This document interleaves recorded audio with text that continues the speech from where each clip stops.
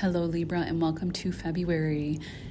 Welcome to the magical world of Pisces. It takes over in February. It's a month for dreaming our wildest dreams, thinking, creating, collaborating, and communicating, as we have most of our planets in Pisces and Aquarius.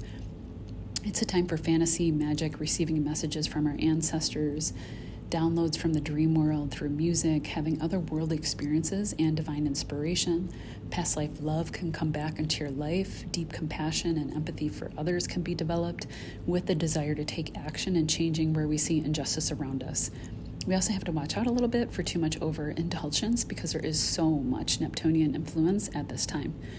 If something comes to you regarding art, creativity, music, film, writing ideas, or ways to help people suffering in the world, the oceans or the environments, for example, jot them down, as this is no ordinary month, as the veils are thinning between the worlds and we're getting ready for that next round of eclipse activity, which can actually be felt weeks in advance, with the lunar eclipse starting with Virgo on March 13th, and then the solar eclipse portal opening up on March 29th in Aries, which again can be start to be felt now. The energy for eclipses starts to happen several weeks before the actual eclipse date in the Virgo, Pisces, and Aries Libra part of your sky.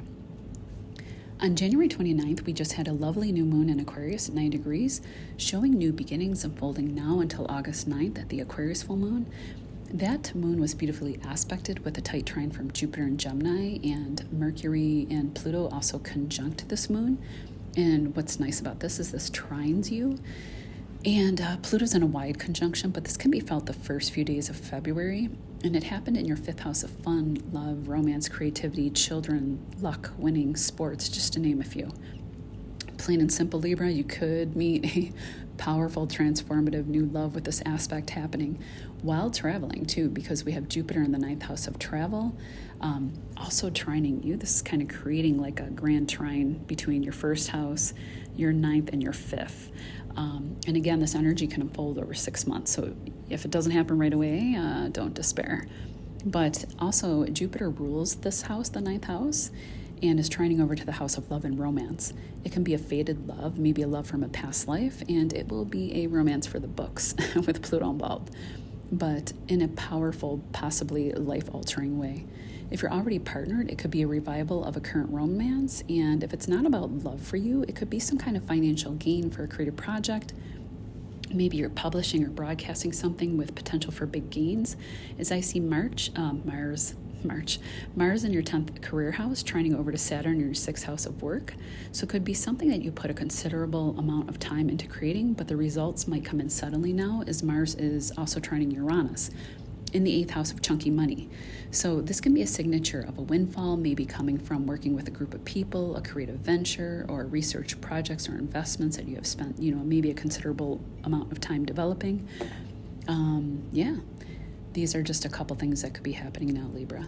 An aspect that won't occur again all year, or even maybe in our lifetime, will be the Venus-Neptune North Node conjunction in Pisces, which will also sextile Pluto, and Uranus will be in the mix, also in a positive way, sextiling this conjunction. And Mars and Cancer is in a wide aspect, but will also trine this conjunction. This happens the 1st through the 9th and can be felt exact on February 1st and the 2nd at 27 and 28 degrees of Pisces in your 6th house of health, work, organization, service workers, health practitioners, pets, day-to-day life, rental income, people you hire, owning your own business. And we will get 2 hits of this conjunction because Venus will retrograde in Aries starting March 1st, March 2nd, and we'll go back down to Pisces, and we'll have this conjunction happening again on March 28th, again at this anaretic degree.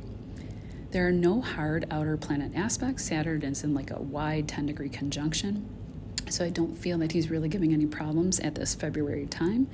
And not to mention, Saturn is receiving a beneficial trine from Mars and Cancer, which could be lending power, drive, longevity, stamina to accomplish this 6th house dream or goal.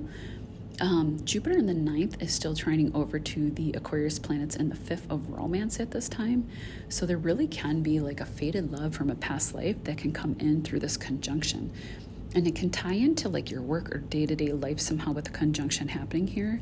You can meet in like a fated way or through Neptune Pisces work, like being at a film premiere or working on a film. And it doesn't have to be like Lionsgate, Hollywood, but it can be, but it could be like a short film, photography business, traveling overseas. Maybe you're traveling over water, like a cruise ship, or being near water in general. Maybe you're traveling for work and meet someone near the pool or spa at the hotel that you're staying at. Or, you're at a place, or you visit a place rich in folklore or mythology, cruise. Oh boy, spiritual retreat, waterfalls, ancient ruins, bioluminescent pools in Puerto Rico, I'm just throwing out random examples. In nature, we find God and very likely a past life love. If you're not in love right now, it could be a lucrative, surprising career that can show up something creative or tied to women, children, home renovations, that you do for work, because I see your 10th house, 5th, 6th, and 8th lit up now and in a positive way. Also, a fated pet can come into your life. You could be tapping into your intuition and the beauty around you, your wildest dreams without restrictions. Remember, I talked about Saturn conjuncting the nodes and Neptune in last month's forecast. You can go back and listen to that forecast about the conjunction, but I'll actually link it at the end of this video. But this is the prelude to let the dream flow to you, then begin putting form and structure to it near the conjunction in March and April to be able to see the dream made manifest. Because we have this rare magical alignment in the cosmos right now to bring whatever that dream is for you out from the ethers and into form, Libra. On February 4th, we have Jupiter and Gemini going direct, where you can start to see progress over the next several months around your 9th house areas of travel, foreigners, foreign language, higher education. It's a lucky house. We also see legal settlements here, law, doctors, religion, belief systems. Second spouse falls here, in-laws, grandchildren, publishing and broadcasting. Also, Jupiter rules your 6th house of health and day-to-day work and routines and pets, and your 3rd house of communication, writing, social media, day-to-day thoughts, local community, and siblings. So if there was any stagnation in any of those aforementioned houses, you can start to see progress happening now. On February 5th, Venus enters Aries, your 7th house of significant partnerships and business and love, serious relationships.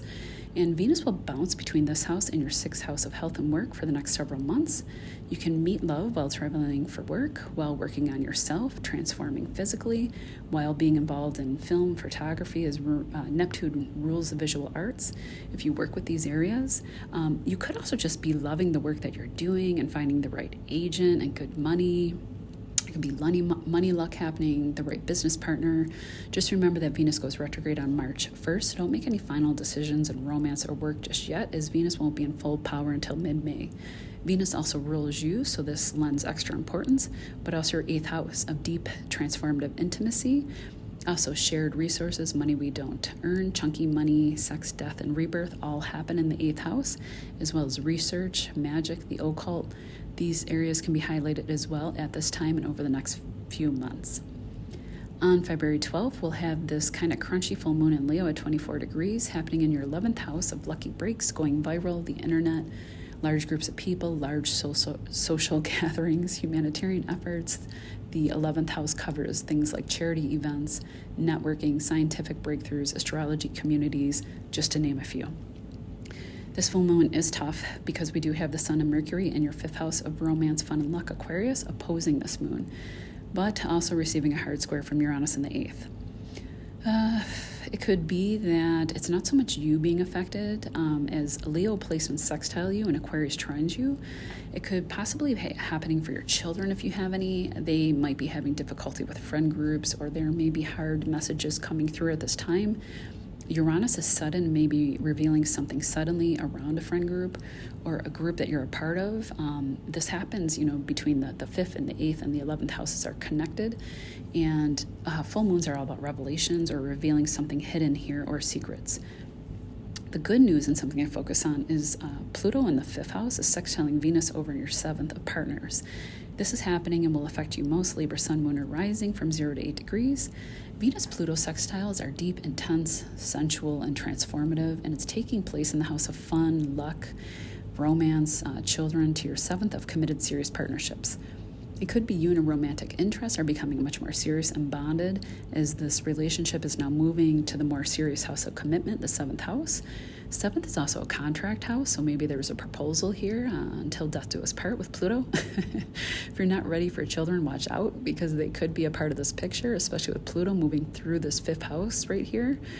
Last but not least, you could have a creative project take off and change what you do for work and career, because we also have Mars and Cancer in that 10th house, making a trine at this full moon time over to Saturn and Pisces in your 6th house of work and health. So that's very positive. So focus on the 5th and the 6th, 7th, and the 10th houses at the time of this full moon. That's the way through these tough aspects, Libra. Maybe another good way to use this is to have you and a close partner work on a creative project or business idea that can change what you do in your title and reputation in that 10th house for a living. On February 23rd, Mars goes direct, but not out of shadow until spring, so you can slowly but surely start to feel momentum again in your 10th house of career, father figures, government jobs, title, legacy, fame, as well as your Leo lucky 11th house of windfalls, large networks, internet groups, friend groups, and Mars also rules your 8th house of intimacy, your 2nd house of income and banking and self-worth, and also your 7th house of serious partnerships. So you can slowly start to see progress in those areas as well. On the 27th, we have a new moon in Pisces at 9 degrees in the 6th house, again, highlighting this earlier conjunction I had talked about. And then on March 1st through April 12th, Venus will retrograde in Aries and Pisces and not be out of shadow again until the middle of May. You could be reviewing an old relationship, have an old love come back from the past, go over old issues in a partnership only to be healed, rework business or work projects in general, to name a few. Venus only retrogrades every 18 months or so this is a very significant time to have her in retrograde, and even more so is she spending a significant time in a very important angle, your 7th house, and also your 6th house of Pisces with that North Node, Saturn, and Neptune over there. This is very extraordinary, and I think even with Venus retrograde, she's not harmful. It will just have you focusing more deeply on these 6th and 7th house areas.